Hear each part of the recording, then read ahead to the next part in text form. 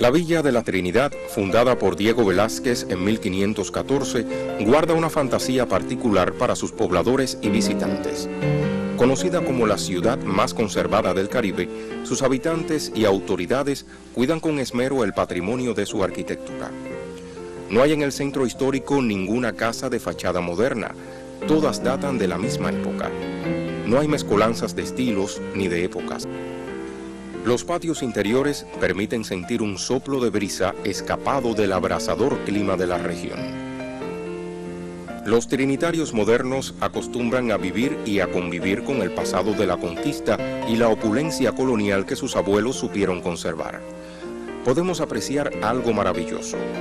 Las casas modernas se nutren de esta tradición arquitectónica sin renunciar a las comodidades de la vida actual. Y por eso hoy les presentaremos a un arquitecto muy especial que ha sabido conjugar lo colonial y lo moderno. Lázaro Morgado Orellana, arquitecto por vocación y trinitario por adopción. ¿Cómo ha influido la arquitectura colonial en mi obra?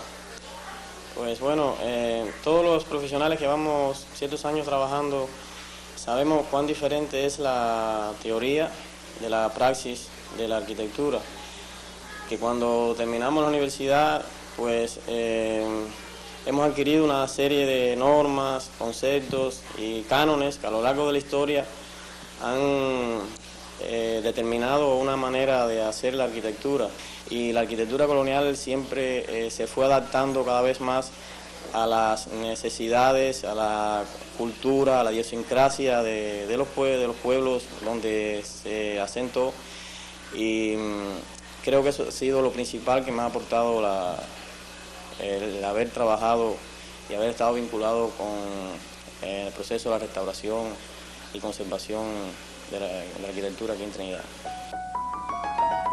Lázaro Morgado se graduó en 1988 en el Instituto Superior Politécnico de Frunze, en Kirguistán, antigua Unión Soviética, en la especialidad de arquitectura.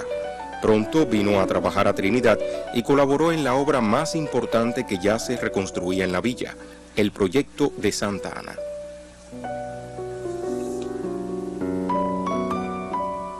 Creo que sí, incluso en Trinidad, ciudad en la que trabajé varios años en el equipo de restauración y la que recorro a cada rato, pues es un placer muy grande caminar por las calles de Trinidad, pero siempre descubres cosas nuevas.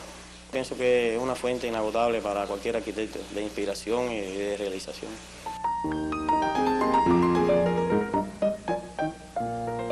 A unas cuantas cuadras del centro histórico, que conforma la figura de un estómago urbanístico, vivió el arquitecto entre el mobiliario que la familia Trujillo Guerra supo cuidar para el deleite y la apreciación de muchos.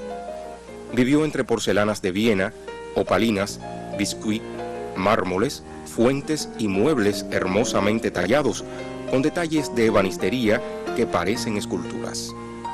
Sin saberlo y sin proponérselo, comenzó a diseñar sus proyectos, pensando en el ahorro de espacios con una ambientación de fuerte presencia colonial. Si observamos el plano de esta casa en el callejón de San Cayetano, apreciamos que en un espacio reducido se resuelven las necesidades básicas de la vida familiar. Ya terminado, apreciamos detalles de la ornamentación de muchas casas o palacetes trinitarios que atesoran no solo historias, sino recuerdos sentimentales heredados cual preciada joya de padres a hijos y de ellos a nietos. Tradicional en Cuba ha sido el uso de los vitrales. Ejemplos elocuentes los encontramos en casas señoriales de La Habana Vieja, Jibara y Santi Spíritus. La luz del sol se filtra por los cristales coloreados para vibrar, variar y brindarle un sello distintivo al piso y recinto interior de la casa. La madera era el elemento de unión de los vitrales en la época colonial, pero hoy en la modernidad, con el desarrollo de la metalurgia, los artesanos cubanos han logrado diseñar sus vitrales utilizando el metal como elemento de juntura entre las diferentes partes o áreas de sus composiciones. Permeado de esta tradición, el arquitecto ha resuelto las entradas de luz de casa del callejón de San Cayetano con vitrales modernos y ha respetado ingeniosamente el espacio del vecino colindante. La pared con pared o el arrimo de muchas ciudades en el mundo resultan inviolables desde el punto de vista legal y arquitectónico. Morgado no quiere perder la luz ni tomar espacios ajenos, y tal imperativo lo resuelve utilizando unos entrantes diagonales en la habitación y los vanos los decora con vitrales de elementos geométricos. Hay una marcada referencia al medio punto colonial, pero con un tratamiento moderno y contemporáneo. Estas cuñas laterales las diseñó con ventanas que permiten la penetración de la brisa y algunos cuadrados vidriados que la dotan de una mayor unidad y organicidad al conjunto de la pared. Ha sido cultivada desde la colonia en Trinidad la jardinería de maceta o de suelo, y muchas veces se han usado las enredaderas como techo. En los años 30, en Brasilia, junto con Lucio Costa y Oscar Niemeyer, trabajó un arquitecto paisajista llamado Roberto Burle Marx, quien defendía el concepto de la jardinería tropical en el sentido de destacar el follaje y las enredaderas que permanecen verdes y relucientes durante todo el año. Las posibilidades de este tipo de jardín las utiliza Morgado en esta pared moderna, con absoluta referencia a las enredaderas coloniales que vimos en la casa de la familia de su esposa y a los preceptos del arquitecto paisajista Burle Marx.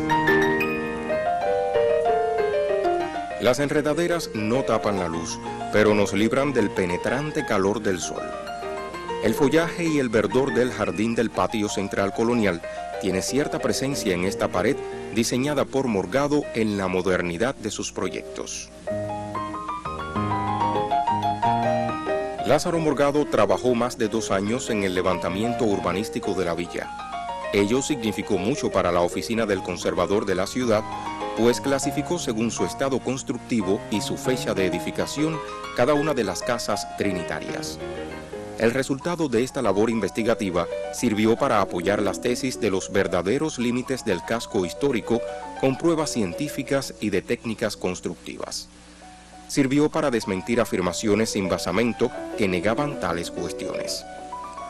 El partido y el gobierno de Trinidad tuvieron en sus manos un documento fundamental y definitivo para tomar decisiones inaplazables desde el punto de vista de la restauración y conservación de la villa, patrimonio de la humanidad. En Trinidad está viva la génesis de América, una América que hoy es global, que hoy puede ser igual en sus capitales, Buenos Aires puede ser igual a Londres, pero Trinidad conserva ese momento de la historia americana en que está naciendo América. Trinidad para mí es la memoria, como otras ciudades del continente, del parto americano. Trabajar con Macholo fue muy importante para mí porque yo cuando comencé en restauración, Macholo era un poquito mayor que yo y profesionalmente era una persona madura y además un hombre de una cultura muy vasta, y para mí fue un paradigma porque sentía en mis adentros, ¿no?, de que necesitaba verdaderamente estudiar y estudiar para lograr una meta, vaya, como lo que era Macholo, ¿no? Yo considero que hay muchos elementos, muchos puntos de contacto entre la obra actual de Lázaro y lo que él realizó en la oficina del conservador. Esto me parece que obedece a que evidentemente la ciudad es un referente muy fuerte, no solamente para la obra de él, sino para todos los que se acercan a la ciudad. Él, yo creo que ha retomado mucho de los códigos de nuestra arquitectura, lo ha tamizado a través de su personalidad y lo ha volcado en estas obras que, a mi juicio, mucho tienen que ver con Trinidad como referente estilístico y como referente formal. Morgado también construye actualmente otra morada moderna con poco espacio, pero donde trabaja con mucho orgullo y organicidad la conjunción de los exteriores e interiores. Diseñó un jardín central, habitaciones independientes y una cocina-comedor donde insinúa la división por una simple meseta. La planta de estas piezas tiene una forma elíptica, figura geométrica preferida por el barroco y que el convento de San Francisco de Asís en Trinidad la tiene incorporada como digno representante de este estilo en la Cuba colonial. El arquitecto conjugará en este espacio una mesa elíptica para acentuar tal forma geométrica del barroco y marcada en el convento, símbolo de la villa. El proyecto concibe entre las habitaciones la circulación familiar a través de las galerías, como en las casas coloniales, pero de diferentes alturas o puntales, lo que conlleva a un juego de planos y puntos de fugas que nos dirigen al cielo para dejarnos sentir una sensualidad visual y la placidez hedonista de la contemplación. La luz penetrará e inundará las habitaciones y la brisa las refrescará del calor tan fuerte en esta zona del trópico. Toda ciudad es un organismo vivo que crece y se desarrolla. Su arquitectura vieja y la moderna deben dialogar en una continuidad evolutiva y articulada. El trabajo de Lázaro Morgado Orellana apunta a un despliegue de sensibilidad y aprecio a sus más genuinas raíces identitarias en la arquitectura doméstica de Trinidad. Sus preocupaciones constructivas no lo han separado de su historia y de sus raíces trinitarias y coloniales. La arquitectura moderna debe nutrirse de esa savia, recrearla y trascenderla sin una ruptura con el pasado, pero abriendo un diálogo con el futuro integrado y feliz.